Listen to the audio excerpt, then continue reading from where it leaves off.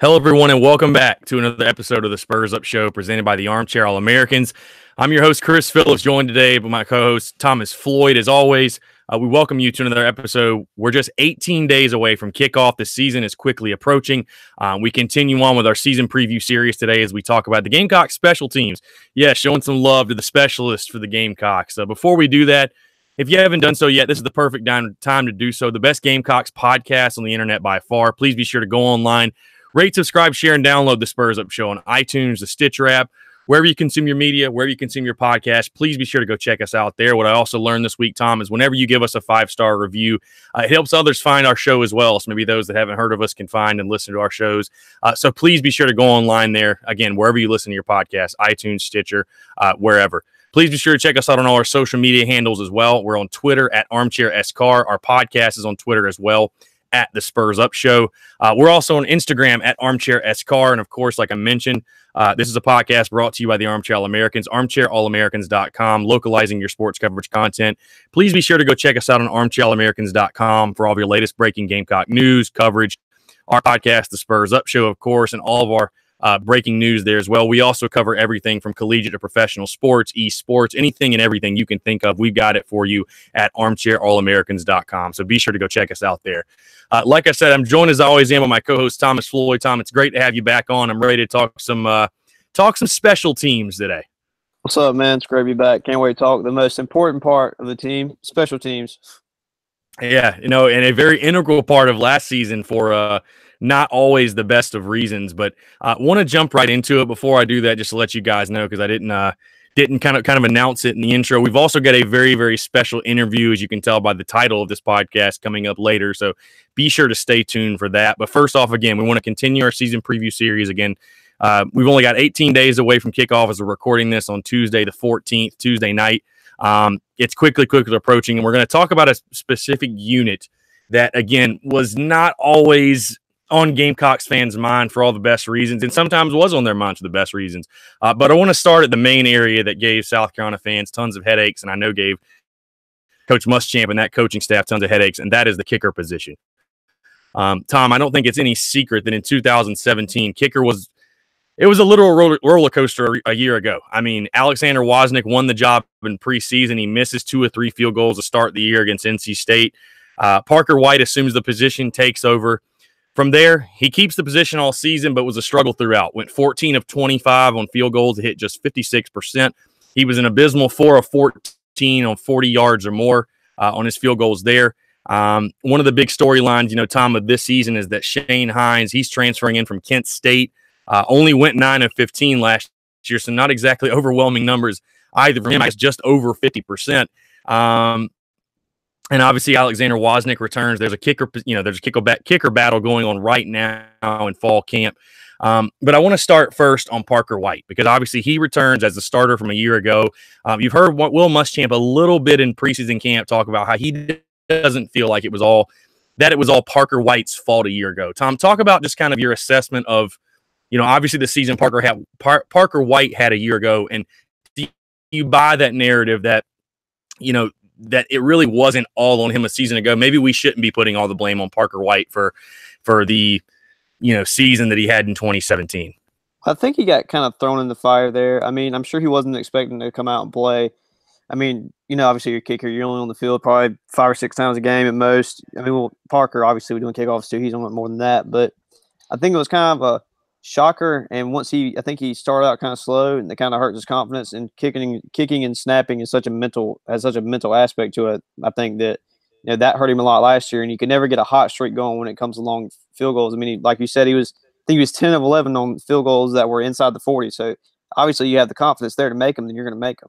But I think coming into this year, I think the obvious favorite to me will be Shane Hines. I mean, you don't bring a grad transfer kicker in on scholarship to not play. I think that's the idea they got behind it, but I don't think they expected Parker White to improve as much as he did. Because, I mean, you can hear Ben Asbury and them talking about it in the press conferences earlier in the fall camp.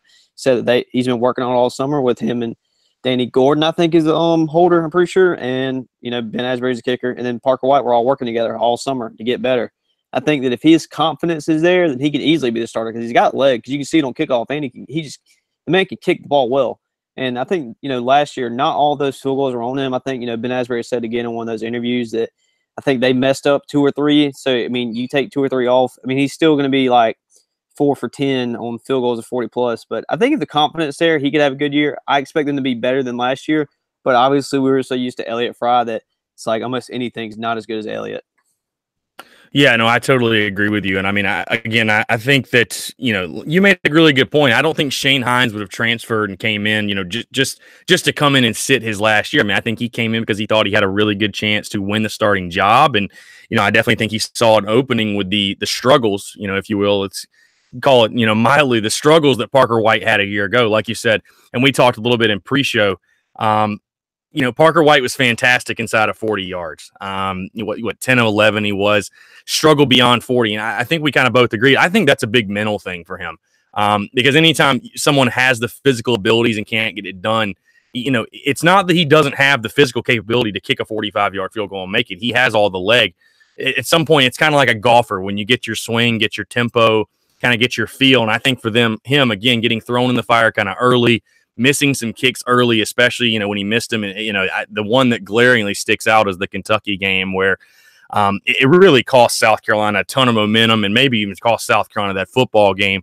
And I think from there, you could just see his confidence kind of deteriorate from that point. But yeah, I agree. I don't think a guy like Shane Hines comes in unless he's fully expecting to win the job. It kind of reminds me similar of LSU's quarterback situation, obviously a completely different scenario, but Joe Burrows comes in as a transfer from Ohio State. And, people are asking who's going to win that quarterback job. Well, you don't transfer schools for your last year unless you're fully 100% confident you're going to play and you're going to win that job. Otherwise, it just wouldn't make any sense. So, yeah, I think it's going to be a really, really interesting battle. I mean, I still wouldn't rule Alexander Wozniak out. I mean, there's a reason he won that job in fall camp to begin with, but it would definitely surprise me as well if Shane Hines doesn't come away as a starting kicker for South Carolina. But either way, I mean, we can talk for days about how South Carolina was just impacted as a team a year ago from not being able to make kicks. And I think there was definitely a point in the season where maybe they asked him to do a little bit too much, again, from 40 plus when, they knew he was struggling. Obviously, the stats were what they were. Parker White didn't make his first field goal of the season until Louisiana Tech when he hit the game winner. So I definitely think a lot was put on him unfairly. A lot was put on his shoulders. And I just go back kind of the original question. I don't think all of the blame was put on Parker White because, again, like you mentioned, South Carolina lost so much when they lost Elliott Fry. They kind of lost that entire unit as far as snapper holder. But at the end of the day, the kicker is the one that kicks it, and he's the one that's got to put it to the upright. So, unless Parker White has made huge strides and, I just don't see a way where Shane Hines is going to lose this job. But, again, it's going to be really interesting to see. And the biggest question and the biggest thing that I hope South Carolina can avoid is you just don't want this to bleed into the season like it did a year ago and have uncertainty at that position because South Carolina, under Will Muschamp and really period, just has a tendency to play a lot of close ball games. And when you've got a game week 2 like a Georgia, you might need 2 or 3 field goals in that game to separate you from Georgia. I mean, field goals might be a big part of that game. So you just got to hope that South Carolina can find their answers in fall camp, coming to week 1 against Coastal Carolina. I mean, you say hopefully they don't have to kick any field goals and they just score all touchdowns, but it'd be kind of nice to see your field goal kicker go out there week 1 and make 2 or 3 field goals and kind of give them some confidence going into week 2. I mean, yeah, I agree. I think that if he can, like you just said, I think if he can go out there and get some confidence from making a couple against Coastal Carolina, whoever the starting kicker is, and I think that'll be a long way because, we did beat Georgia a couple years ago, 38-35. Wouldn't have been for that field goal, wouldn't have won. But I think we have to have a better year out of the kickers because we don't. It could be a very similar year to last year where we have some games where, you hit a field goal against A&M, you have a better chance of winning that game, or you hit 2 or 3 of them. I think that we missed a couple against A&M. I could be wrong there, but pretty sure A&M was one of the games that cost us there. I mean, and then you look at, obviously, at Louisiana Tech again, we won on a game-winning field goal. Like, it's got to improve. Absolutely. So moving over to punter, Joseph Charlton was a great surprise a year ago. I mean, he's a guy that really just kind of came out of nowhere. Not really a whole lot to touch on here, but Charlton a year ago, 43 and a half yards average per punt for Charlton, was a guy that could really flip the field. And I mean, had an absolute booming leg, was kind of almost kind of kicked it a little bit, too far. If you just remember specifically the Clemson game, I know a game we've all tried to forget, but he had some absolute bombs in that game. And I think Joseph Charleston, anytime you can have a guy like that at punter, a guy that can flip the field for you, again, it's kind of a scenario where you hope you don't have to see him on the field too much because you don't want to see the Gamecocks punting all game. But anytime you can have a guy like that, I mean, I think he was actually nominated preseason All-SEC for 2018 SEC Media Days. I think whenever you can have a guy like that, Tom, Joseph Charlton's a guy that can be a weapon for you this year in the special teams game. Talk about what do you think it means, for the Gamecocks, again, to have a guy like Charlton. I mean, he's a freak. I mean, he puts it. Do you remember watching Michael Allman punt against USF in the Birmingham Bowl like 2 years ago? First year. Well, I was like, Allman's doing a great job because I think Sean Kelly was a punter and then he got hurt or something happened there. But I remember Allman came in and I was like, well, this guy's probably gonna be the punter next year. He did a good job in the Birmingham Bowl, and then they trot Joseph Charlton out there, and I'm like, well, we'll see how this kid does. He had a pretty good year. I mean, I think most Gamecock fans said they were pleased with the punting team. I don't think we had any block punts or anything like that. So obviously, Ben Asbury's doing a good job on long snaps. Obviously, we're talking about Joseph Charlton, how good he's doing. I think if he has another good year, I think he's a junior this year. I'm pretty sure. 2 more years of good production. Kyle Krantz has said that multiple times that if Michael Allman was on a different team, he'd probably be starting. And I think I probably would agree there. I like Charlton. I think he's doing a good job. Yeah, no, absolutely. Again, it's a weapon anytime. And I mean, Tennessee has shown throughout their history with their great punters. It's a weapon anytime you can have a guy, again, that's going to be able to flip the field for you. Again, you hope he doesn't have to punt too much, because then it means the offense isn't doing anything. But it's always good when you can have a guy like Charlton in your back pocket there. Moving into a very, very fun topic to talk about, and a part of the special teams unit that was fantastic a year ago, the kick returner. Deebo Samuel returns. We all know, we've talked about him on offense as far as our offensive preview show, the impact that Deebo Samuel is going to have. But Deebo's not a bad kick returner either. I think he can hold his own. Had 2 kick returns a year ago for touchdowns. Started the season off with a 97-yarder against NC State. Followed it up against Missouri. Same exact thing. Tom, you see what I put in the notes. I mean, enough said with this. I mean, I just think the return of Deebo Samuel, it'll be interesting to me to see, maybe if early in the season they, how much are they going to use him back there? Because I think it's going to be, I'm being interested to see, are they going to kind of ease him into the season, or are they just going to put him back out there and say, hey, you're good to go 100%? Either way wouldn't surprise me, but I loved the comments from Deebo and from Will Muschamp at SEC Media Days, and Kyle Krantz, special team coordinator, and our Coleman Hutzler actually was interviewing in fall camp a couple of days ago. We actually put on our Instagram account when they asked him about, is Deebo Samuel the fair catch rule, the new fair catch rule in kickoffs? Is that something you guys are going to take advantage of? And he simply said, do you want Deebo to fair catch the football? Yeah, me neither. So I think this staff is fully committed. They know Deebo Samuel is one of their best, if not their best playmaker. He's electric, get the ball in his hands. And I just can't wait to see, fingers crossed he can have an entire year healthy, because I think he can really continue what he did a year ago and just be absolutely dynamic for South Carolina as a kick returner and a game changer in the special teams. I mean, yeah, when Deebo's on the field, he makes plays. I mean, I think he had like 6 or 7. How many touchdowns did he have last year in 3 games? Like 6. I'm pretty sure it was 6. Yeah, 6. No, he had 6 touchdowns. Yeah, in 20 just over 20 touches, he had 6 touchdowns. So. Yeah, so you get the ball in his hands, the kid makes plays. And I mean, even if you look on the other side of the part on the kick return team, it's probably AJ Turner, who I'm pretty sure has had 70. I don't know if he returned a touchdown. I know it for a fact against East Carolina or Western Carolina. Down to the 20. Yeah, 20, took it almost to the house. So you have 2 good kick returners. So I mean, and obviously, AJ Turner has speed, like everyone would know that if you've ever watched him play. So I'm confident in both of them. As long as Deebo stays healthy, we could probably have 5 or 6 this year, to be honest, just if they kick it to him. Yeah, I mean, it's going to be interesting to see how teams kind of attack that, because, I mean, at one point, again, I mean, the fair catch rule, for those maybe you're listening and don't really know what we're talking about, you can fair catch the ball anywhere on the field and you're going to get it at the 25-yard line, which is why they ask, are you going to have Deebo Samuel fair catch the ball? And it's like, no, Deebo Samuel's not going to fair catch the ball. We're going to give him a chance every time he can touch it. But I'm going to try to, I mean, it's going to be interesting to see. I mean, how often are teams going to try to kick away from him? Because obviously, at some point, I mean, you have to, if you're the opposing team, you have to have some sort of strategy against him. But at the end of the day, I mean, sometimes you just kind of you have to tell your coverage team, hey, go out there and make a tackle, make a play. I mean, but Deebo Samuel, just what he brings, I mean, it's not just his speed. There are other guys on South Carolina's team that are probably just as fast as him and can cut like him, but it's his vision. I mean, his ability to make plays, You saw it in the 2 kick returns a year ago, just his vision to see the hole as soon as he sees it just explode. And, the next thing you know, he's gone. Once he hits that second level, I mean, nobody's catching him.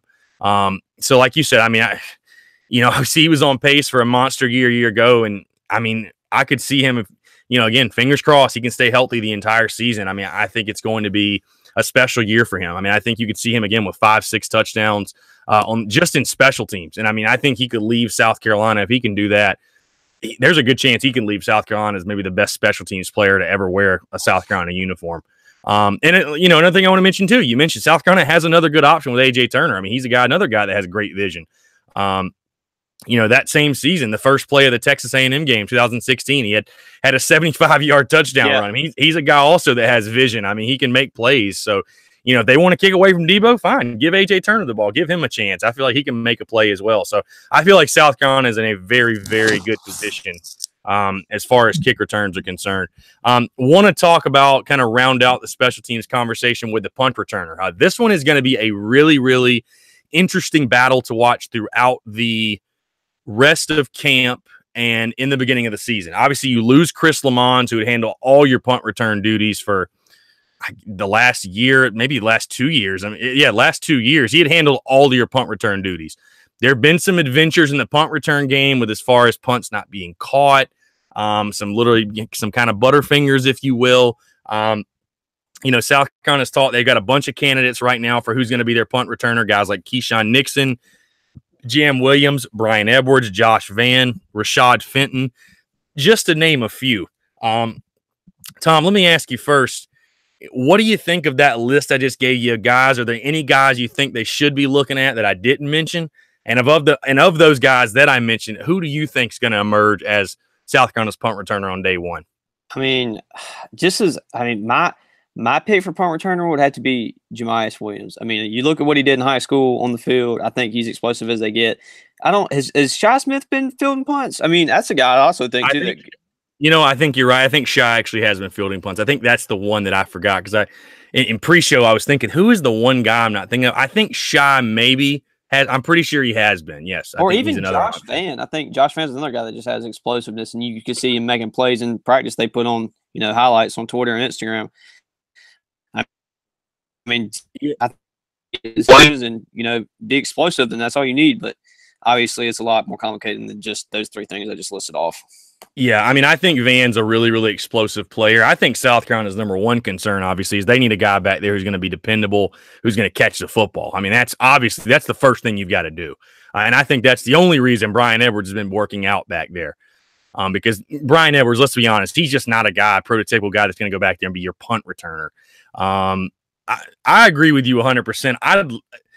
It's going to bother me if Jamias Williams isn't returning punts this year, because anybody who watched 5 seconds of his high school film knows what he can do with the football in his hands. I mean, he has a Debo Samuel-esque type playmaking ability. I know it's just high school film, but as far as the way he cuts and the way he moves, and I mean, he looks a lot like a guy like Ace Sanders, how he was just kind of he could bob and weave in and out of traffic. I mean, I'd love to see Jamias Williams with the ball in his hands, but this is going to be a really, really interesting one because, again, I'm not sure it's a battle that's really going to be solved by week 1. And I mean, obviously, if we see the first guy they put out there struggle, they're going to have other options. So if I had to predict right now, I don't know. It's tough for me because I'm not sure if they're going to go with the most explosive guy or the safest guy. Like, I'm not really sure at that because I think, again, Jam Williams is going to be the most explosive guy you can put back there at punt returner. But maybe a guy like Keyshawn Nixon that's a little bit older, a little bit more experienced.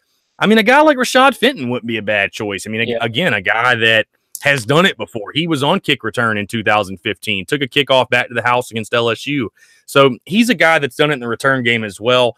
But again, I just think Jamias Williams, they have to know what he can do with the football. And that's something that coaches, they know a lot more football than we do. They've watched a lot more football. They've obviously coached a lot more football. So they're going to put the right guy back there. And obviously they know, what those guys are capable of. It's really interesting, Tom. It's been a big part of the discussion what they're doing in fall practice. They're actually going live with punt returns because they feel like they really have. It's been such an adventure in the punt return game.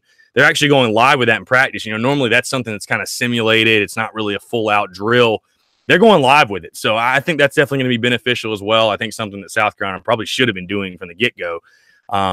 So, again, it's going to be really interesting to see if they go with the experience or if they go with the guy that could be most explosive at that position. So I want to talk about why they'll be better, why they'll be worse. I want to start with why the special teams will be better in 2018. Tom, I told you in pre-show I stole the thunder. I stole the most obvious answer. The return of Deebo Samuel, a full healthy season from Deebo Samuel. I mean, after he got hurt a year ago, obviously the South Carolina special teams and kick return game, obviously it just wasn't the same. And I mean, the offense wasn't the same. This team wasn't the same.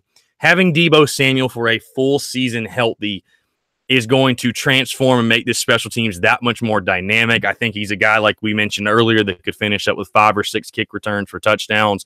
He's a guy that could be one of the best playmakers in the entire country. And if South Carolina, dare I say it, finds a way to go 11-1, 12-0, I know that sounds kind of crazy, but if they find a way, let's just say to make it to Atlanta, if they can beat Georgia in week 2 and find their way to Atlanta, Deebo Samuel could be a guy that is very much realistically in the Heisman conversation. If he can, you looked at what kind of pace he was on a season ago. If he could continue to do that, but overall, just from a special teams perspective, before I get carried away and kind of give away next week's show, the return of Deebo Samuel, having him healthy for an entire season, is going to make this special teams just that much better. So I think that's going to make them a lot better in 2018. I mean, yeah, I agree with you when it comes to Deebo Samuel. I mean, if he can stay healthy and be on the field, his ratio was 2 touchdowns a game last year. And I think if a non-quarterback has 24 touchdowns and you're having a pretty good year, regardless of what's going on, unless you're like Kansas and have just one dude getting the ball the entire time and not winning any games. But absolutely, why they'll be better next year, I think Parker White will be improved. I think that, especially on kickoffs, a year under his belt, I think that we didn't even have any kickoff return last year. Pretty positive on that one. But he kicks out of the end zone a lot of times. Don't blame you there. No chance they can return the ball then. I mean, I think he's a freak. He's got a monster leg. He shoots piss missiles down the field on kickoff. I just, I think obviously they brought Shane Hines in for a reason, but I think if Parker White, with his leg and the size of how long he can just absolutely kick the ball, I think that if he can be consistent next year, that we can have a really good year on special teams. Yeah, he was really good a year ago on kickoffs. And it's interesting that, they asked Hutzler about, would you rather have a guy? He would actually rather have a guy, one that kicks field goals and one that does kickoffs. But, he said sometimes, obviously, you can't have that. In today's game, it's more common that a guy does both. But kind of interesting to hear those comments as well. I mean, even if Parker White, no offense to him, even if he loses the job at kicker, he might remain the guy on kickoffs. So I think it'd be interesting to watch. Yeah. Why they'll be worse, kind of piggybacking off what you were just talking about, Tom, if the South Carolina if the South Carolina special teams is worse in 2018, it could be because nobody emerges at that kicker position. I mean, you talked about it. A guy like Shane Hines transfers in from Kent State.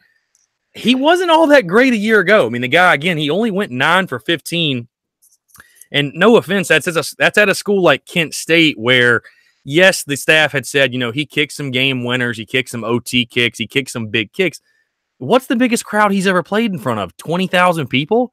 I mean, it's a lot different of a scenario when there's 85,000. It's 31-31, and South Carolina needs a game-winning field goal to beat the Georgia Bulldogs, right? And that's a lot bigger. That's a much, much bigger scenario, much different environment. So if Shane Hines can't come in and at least push Parker White and Wozniak and make someone emerge as that number one guy, that could be another scenario where South Carolina is, just crippled in the kicking game. And it may come to a scenario with this new up-tempo offense, maybe being more aggressive, where they're just going to have to start going for it on 4th downs, at least outside of 40 yards. Because I can't see a scenario in which they let a South Carolina kicker kick it 25 times again, especially kick it 14 times from 40 or longer. I just can't see a scenario where they let a guy do that if he's not hitting them early. So, yeah, I mean, if they start off bad, I think that they're going to Muschamp scream out, hey, we should just start. If we're inside the 50, we're going for it on 4th down because we're not.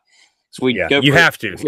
You just have to. If you're from the 50 to like the 35, it's like, why even just go for it on 4th down if you're 4th and short? There's no point. But, why they'll be worse to me, I think, not something we haven't really talked that much about, kickoff coverage and punt coverage. But, you lose Chris Lamont, DeMarcus King, and DJ Smith, all 3 guys who played coverage for you. And I think that losing all 3 of them, if they're not replaced and replaced well, then, that's something that can hurt us this year because, last year, no punt returns for touchdowns, no kickoff return for touchdowns against us. So I think that, our coverage has to stay, equally as good as it was last year because obviously your target goal is 0. But I think if losing those 3 guys can end up hurting us in ways we just don't know right now. Yeah, and you also mentioned, Will Muschamp mentioned Chavis Dawkins, which I was going to get into some camp tidbits here in a little bit, but Chavis Dawkins is out for a week or 2 with a sprained ankle, and Will Muschamp mentioned that he's been a huge guy for them on special teams. I think on probably punt team. I don't think he's on kickoff team, but definitely on punt. Yeah, probably punt team. And I mean, he talked about some young guys have got to step up. So I mean, I could definitely see that being an issue. I mean, people take special teams for granted, but South Carolina fans for sure know how it can change a game when you give up a 97-yarder to the house. So, I mean, being able to not only be good in the return game, but be good in coverage, I mean, I 100% agree with you, is definitely going to be something to watch and going to be an area where they're going to need to be good again this season. Overall, we're going to talk about overall prediction, Tom, for 2018 for the special teams unit. When we look back on this season in January, similar how we predicted for the offense and the defense, what do you think the storyline or the main wrap on this special teams unit is going to be when we look back on the season? Parker White hits above 65% of his field goals. I think that he's going to be the one that comes out and wins the job. I think that they really, honestly, like the back in my head is telling me they just brought Shane Hines in just for competition to make Parker better. And that's obviously a crappy thing to do, Shane. But, if it makes Parker a better kicker for the long run, I'm here for it. I think that you get, this year, if he has a good year, and then you get 2 more pretty good years out of him, I think he could be not Elliott Fry, obviously, because that's one of the best kickers, that's the best kicker in school history. I think if he can be something close to it, then, we'll take that any day of the week. As far as coverage goes, obviously the goal is 0-0 for punt return against you and kick return against you. I think if we hit that, obviously having a good year there because you don't give up explosive plays that change the game.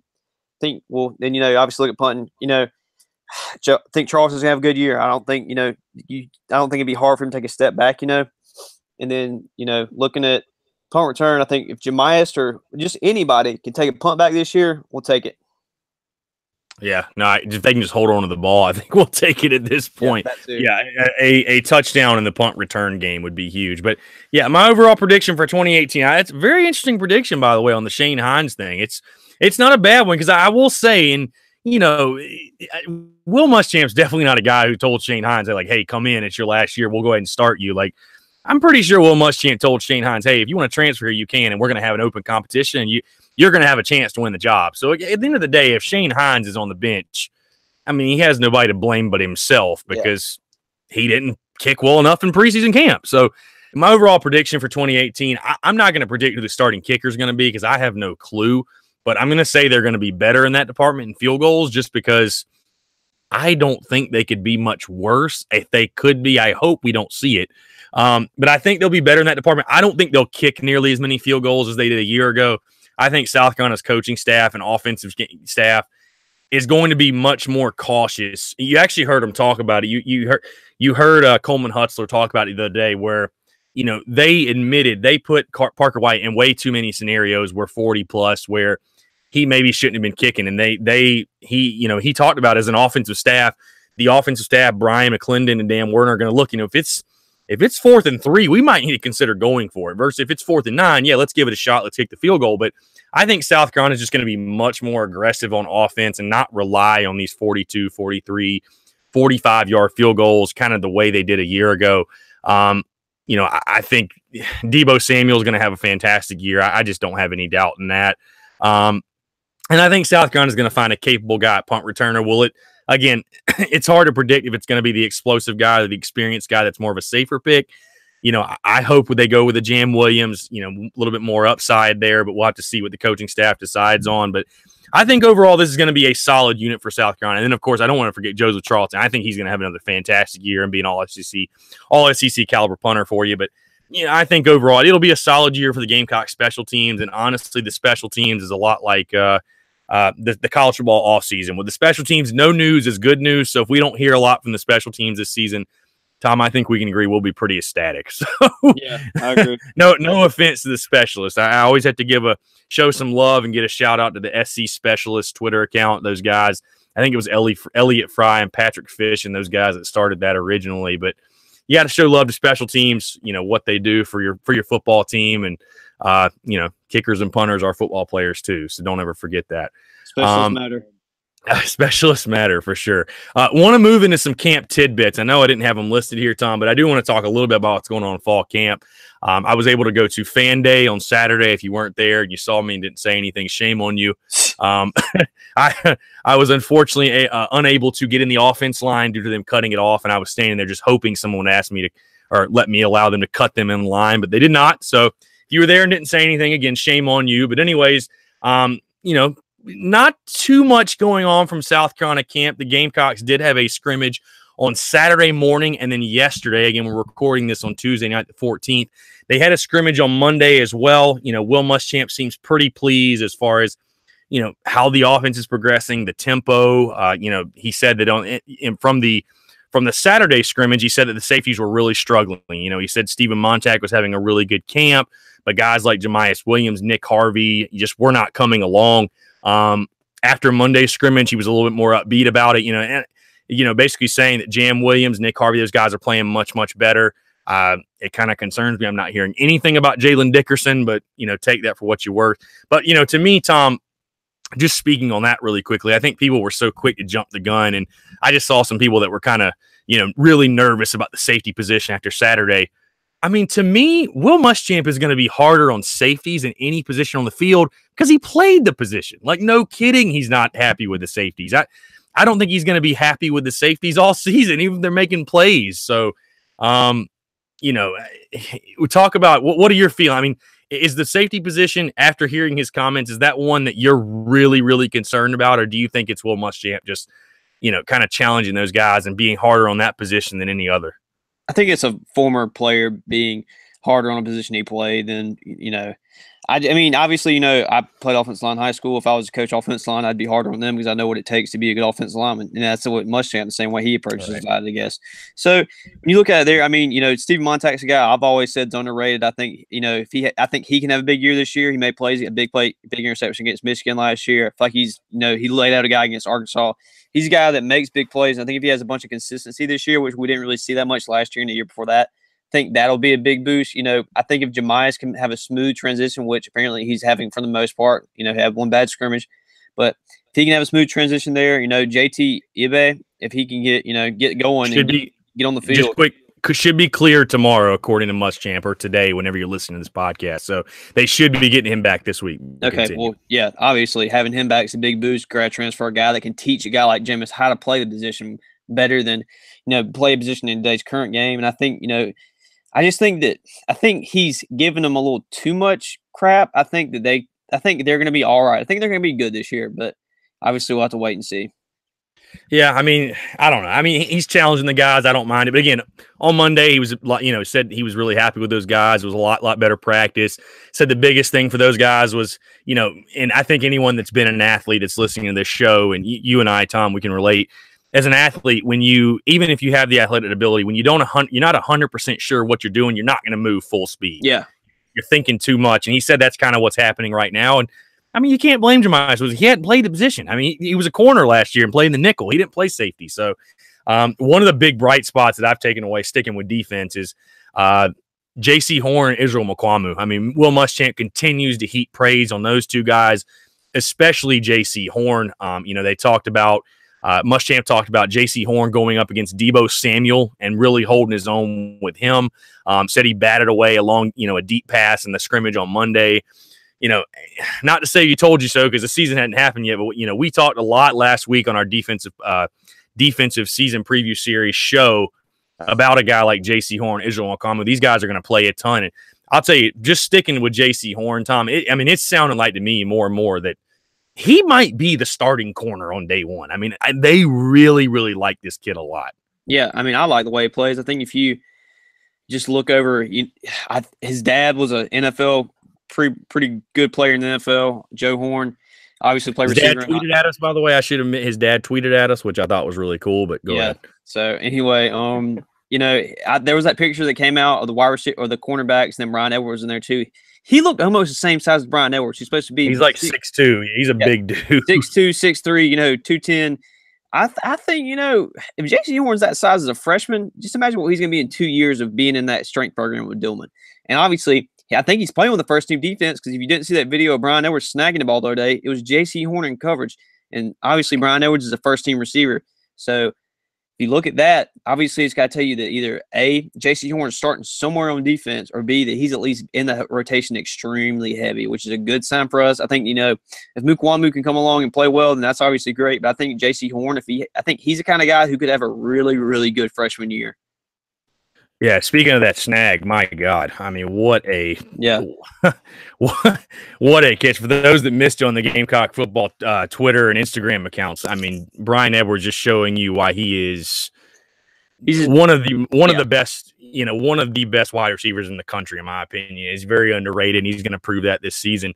Another guy kind of moving, I guess we'll stick defense. We've been talking defense a ton, but sticking with defense, excuse me. Jamel Cook and Josh Belk still awaiting to hear from the NCAA on their eligibility. It's Tuesday. We still have not heard anything. The coaching staff seems to be fairly optimistic. I mean, you've seen a ton of other guys get their waivers cleared. Latest in UGA getting another 5-star guy, his waiver cleared, a wide receiver. I think Florida just had one as well. I'll tell you this, though, going back to, and I'm getting a little bit off topic, but going back to Jamel Cook, he's a 6'4" safety transferred from Southern Cal. I don't know if maybe I've just never paid attention this closely, or maybe I just forgotten, but I just don't. Has South Carolina ever had a defensive backfield with this many guys that are just huge, like just tall wise? I mean, I've never heard of one 6'4" defensive back, much less two. I mean, that is just insane.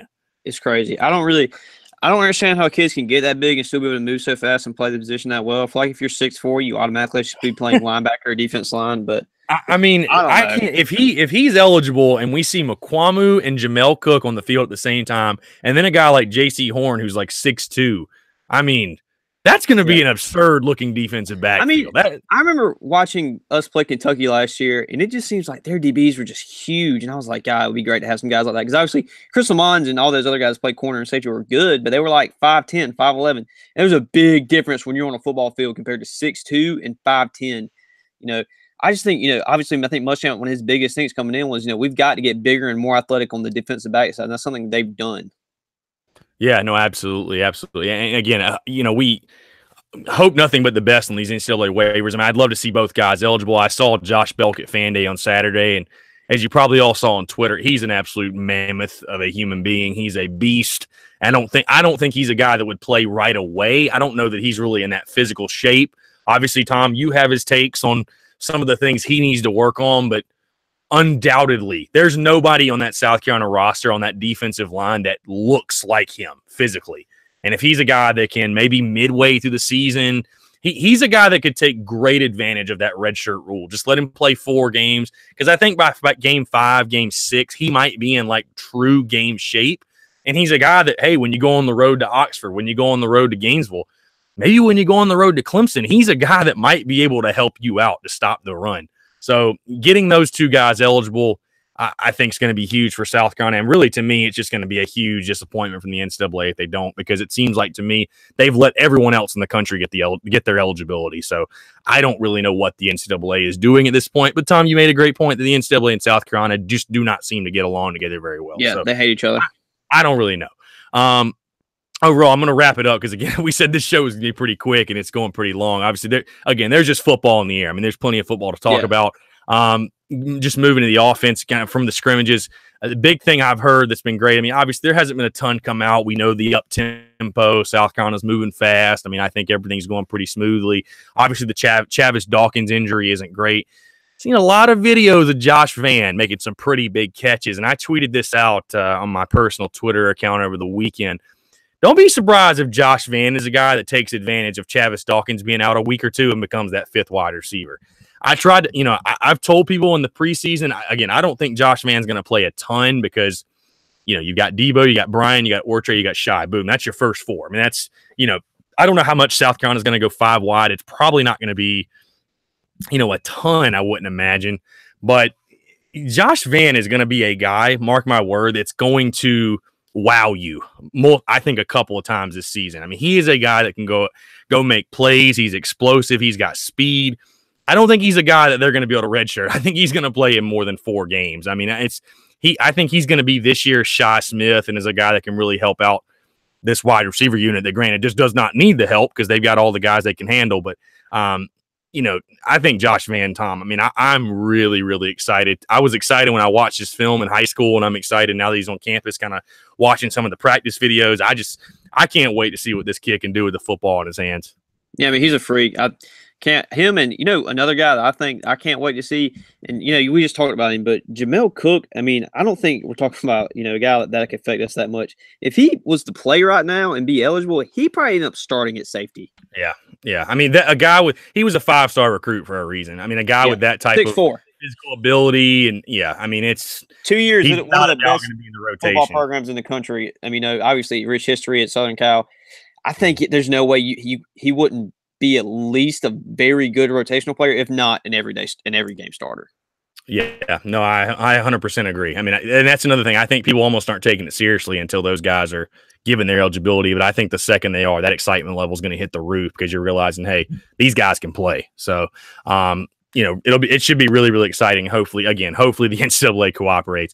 Last thing, I want to wrap it up again. I know I've kind of went a little bit longer than I expected, but Brad Crawford, our good friend of the show, actually tweeted this out today. Heard it from Rico Dowdle himself and from Will Muschamp that Rico Dowdle was challenged by Coach Muschamp in the spring. Muschamp responded to Dowdle, I guess, either in the summer or beginning of fall camp, basically said he passed the challenge of flying colors. Brad Crawford then tweets today, and I'm going to be paraphrasing, but basically said he's got a text from someone saying that Rico Dowdle is by far the #1 running back. He's having an absolutely fantastic fall camp, and he may be one of the best players on the South Carolina offense. Tom, how much does that excite you to hear that maybe Rico Dowdle has finally – I don't want to say he wasn't fully committed to football a year ago, but maybe that Rico Dowdle has finally come into his own, and maybe he's ready to take over as the #1 running back for South Carolina. I mean, I think when he's on, he's really on. You look at games like Tennessee and Missouri, 2 years ago. I think if he can have a really good year for us and make the running game have something of like texture and, some bounce to it, I think that'll be really good for us. It'll take some pressure off of Jake. I think that, I just think that they have to have a bell cow back. I just don't think that the rotational stuff's going to work. Obviously, having AJ Turner on third downs is something you're going to need.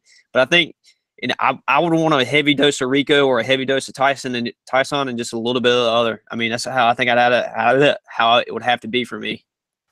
Yeah, I 100% agree. And again, we talked about this in our offensive preview, but I think it's going to just be so vital that, again, it's great to have options. They've got 3 very capable backs. But again, at the end of the day, when it's 3rd and 1, when it's 4th and 1, who are you giving the ball to? When it's 4th and goal, who are you giving the football? You need to have that guy. And there were too many times a season ago where it looked like South Carolina was guessing. They didn't know who to have in there. There were a lot of questionable, like, why do you have Tyson Williams in 4th and 1? He's not even your biggest running back. Just stuff like that. It fires me up to hear Rico Dowdle, just to kind of see he's another guy, just stay healthy. He's going to be a huge, huge cog in this offense. And, for what it's worth, Will Muschamp updated in the scrimmage on Monday that on a 3rd and 1, Tyson Williams had a 60-yard touchdown run. So you never know what might happen with that. But that's going to pretty much wrap up this segment of the Spurs Up Show as far as our special teams previews, some camp tidbits.